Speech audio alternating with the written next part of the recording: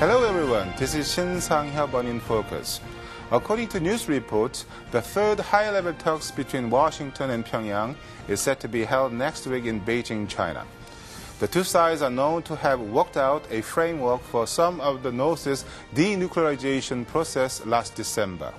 As such, the eyes of the world are now on the upcoming high-level bilateral contact.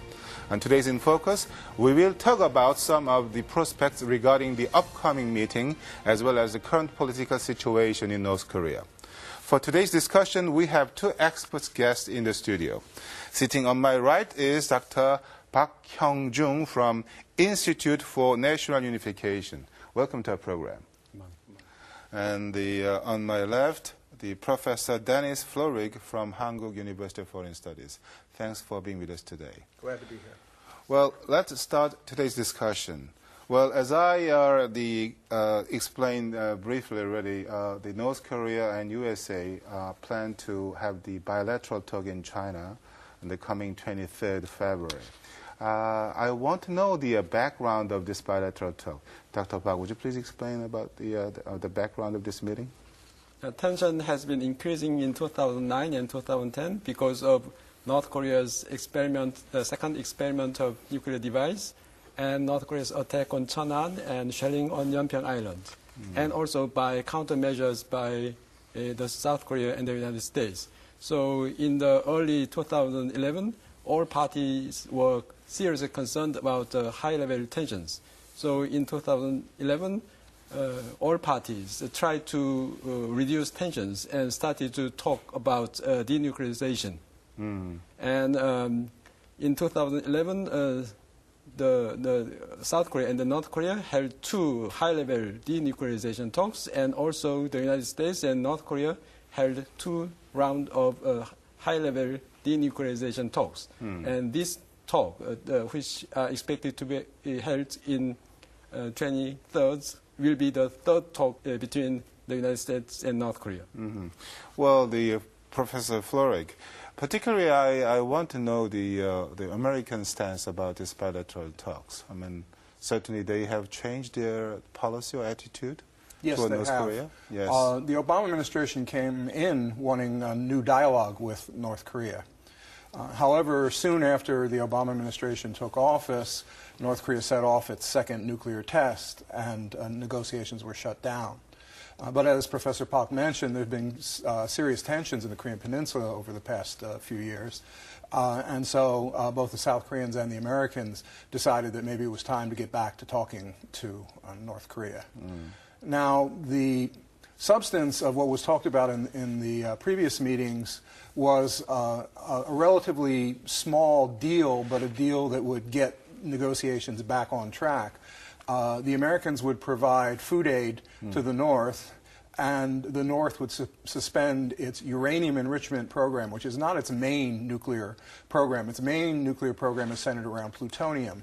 But there would be a step showing that they were once again willing to begin the denuclearization process. So could you explain more about the issues expected to be discussed during this bilateral talk in China? Well, the food aid for a uranium enrichment suspension is the main deal that's been worked out so far, and those are the most important details that have been so far released. The North Koreans have been a little dissatisfied with the form of the food aid that the United States has proposed.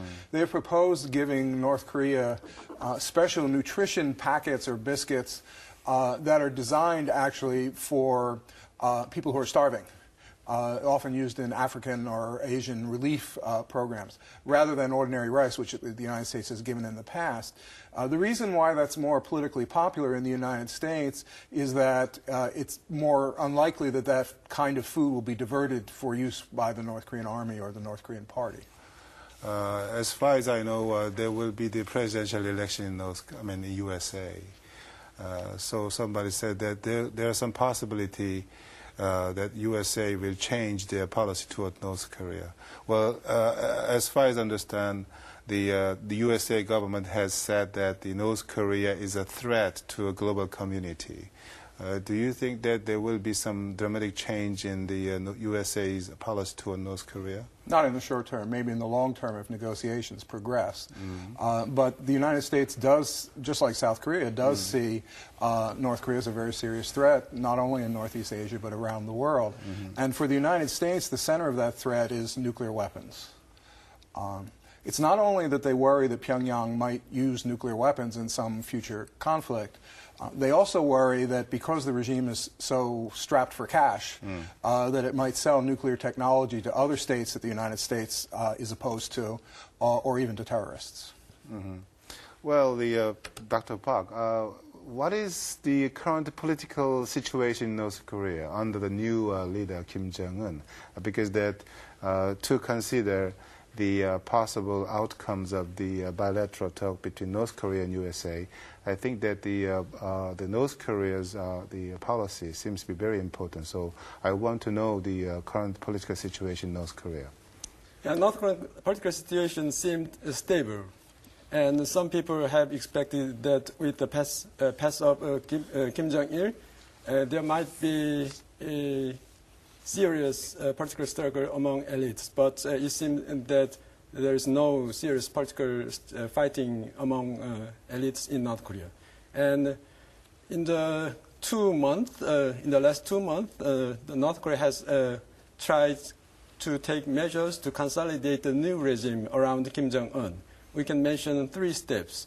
North Korean media would like to elevate Kim Jong-un as a new leader. There is a very intensive campaigning of symbolic campaigning of elevation of Kim Jong-un.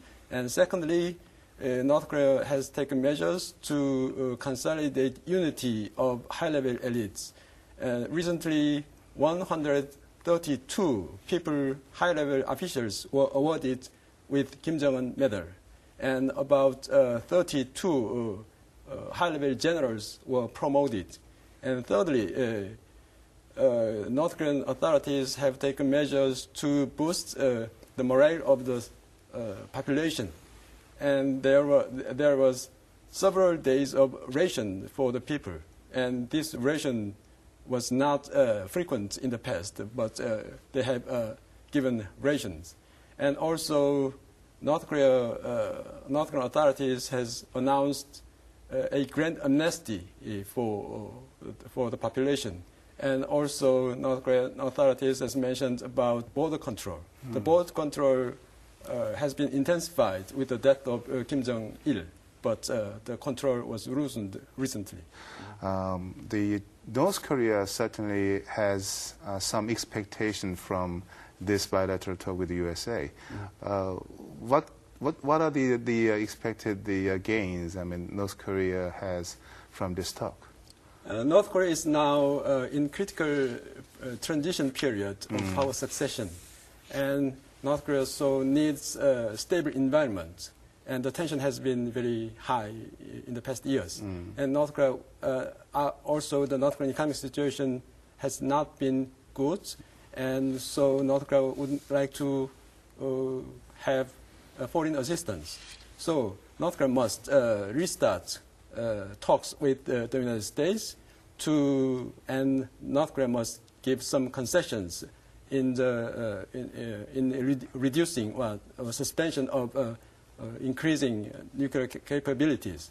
And the dependence on China, North Korea's dependence on China has been increased during the past years. And too much dependence on China would not be good for North Korea. So North Korea would like to reduce dependence on China through improvement of ties with the United States, probably also with South Korea. To discuss the denuclearization of North Korea, there has been a talk, so-called six-party talks, right, with the participation of major countries. Closer to Korean Peninsula and North and South Korea. But as we know very well, the six-party talk has been stopped for the last several years. Do you think that the six-party talk can resume in the middle of this current, transitional period? It's hard to say. I think it really depends on whether both North Korea and the United States would be satisfied with relatively small gains, or whether they have really big ambitions for the six-party talks. The United States wants North Korea to denuclearize. That's its main concern in the six-party talks. But North Korea in recent years has not shown any true intention to abandon completely its nuclear weapons. In the same way, in the long run, what North Korea expects out of the six-party talks is to develop a more normal relationship with the United States, to end what they call the policy of hostility, maybe to get a peace treaty that ends the Korean War and allows North Korea to become a more normal country and a country that's accepted as legitimate by the United States. And the United States has not shown a great willingness to do that either. So at the most fundamental level, I think the talks are still deadlocked. However, as is mentioned, there's been a period of high tensions here on the Korean Peninsula, and perhaps both parties would be willing to go back to the six-party talks to address some lesser issues and begin to make steps towards the larger issues. So how about the possibility of the resumption of inter-Korean talks? Actually, North Korea has have the strong interest in resumption of the talk with the USA, but they do not seem to be warming up to South Korea as of now. Well, how about the possibility? The six-party talks could resume in the first half of this year if the expected talks on 23rd would go successfully. But we cannot expect a big breakthrough in the denuclearization of North Korea, because this is an election year, not only for South Korea but also for the United States and also for China. So all parties are concerned to maintain stability on the Korean Peninsula, and all parties would expect just small gains for the resumption of six-party talks. The big negotiation could only resume in 2013 with all new governments in the three countries of South Korea, United States, and China. So then, what kind of the actions the current Korean government can take in order to restart the dialogue with North Korea? Not much? Yes, South Korea has, with the inauguration of Unification Minister Liu Wu-ik in the past September, South Korea has tried soften, reduce tension with North Korea and to resume intergovernmental dialogue with North Korea. And South Korea has suggested several measures, for example, to give assistance to maintaining national treasuries in North Korea, while to reopen separate family meetings. But till now, North Korea has rejected South Korea's suggestions. And probably South Korean government would not expect a breakthrough with North Korea. South Korea would like to maintain stability in this critical election year. And South Korea would continuously try to reopen intergovernmental dialogue with North Korea. But probably we don't have big expectations. Probably also North Korea North Korea doesn't have any big expectations with South Korea. So I suppose the two Koreas, the basic objective of the two Koreas would be to maintain stability. And stability is for good for North Korea because they are in the critical transition period, and stability is good for South Korea because we have two very important elections this year. When you discuss about the inter-Korea relations, certainly we have to discuss about the relationship between North Korea and China, because they have accelerating the economic relationship very rapidly for the last several years. And as far as I know, they have signed an agreement on the foreign direct investment. I mean, about the $3 billion foreign direct investment from China to Najin port in North Korea. So I want to know the current relationship between North Korea and China, and their relationships, influences on the Korean peninsula, I mean, the Korean inter-South and North Korean relations. Despite the UN voting sanctions on North Korea, actually the China-North Korea economic relationship has been intensifying, as you point out. China has a key role to play with North Korea as, first of all, as a model of the direction that North Korea might go in the future to open up its economy and liberalize its society. And China has a special relationship with North Korea because of history, because of ties born in blood during the Korean War, because of their common socialist history. They speak a similar language. Even though China has modernized and entered the global system, it still has a socialist overlay in its society and can talk to Korea in the language that North Korea understands. So I think China has a key role to play in this process. But the United States can't make North Korea be friendly to South Korea. China can't make North Korea be friendly to South Korea. Relations have been bad ever since the Hyeong-jung administration came in. They campaigned with hostility towards the opening up and the so-called sunshine policy.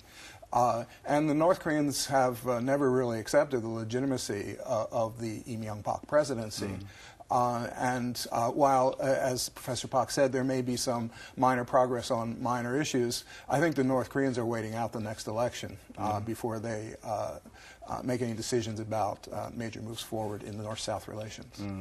So that means that the current frozen inter-Korea relations is expected to continue for a while until it may not be frozen, but it'll be cool. Until the launch of the government in Korea. That's my expectation. From the North Korean perspective, it's the United States that's the most important player. It's the United States that really represents the fundamental threat to North Korea's security. And so I think if relations with the United States improve, then possibly relations with the South will follow. But I think North Korea sees the United States as really holding the key to improving their situation rather than South Korea.